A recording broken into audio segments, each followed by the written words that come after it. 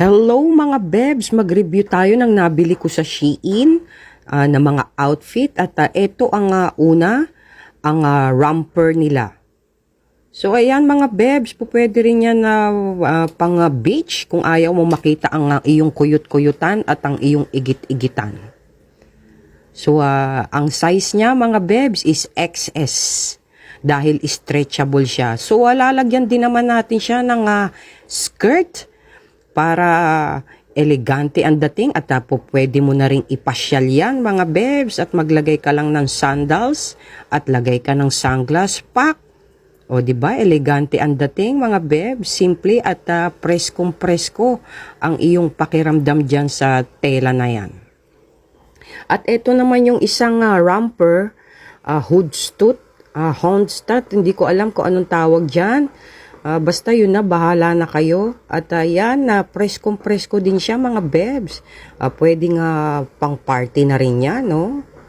Pak, ang ganda. Tapos kakain ka lang ng fishball.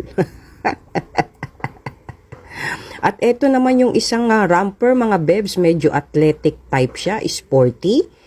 Yan po, pwede mo rin lagyan niya ng long shirt polo. O, diba? Kung ayaw mo makita yung likuran mo, at presko pa rin ang dating mo niyan, mga bebs, pero classy ang dating natin yan. Basta marunong ka lang maglaro-laro ng kung ano ang ipapartner mo at combination ng mga color, bebs.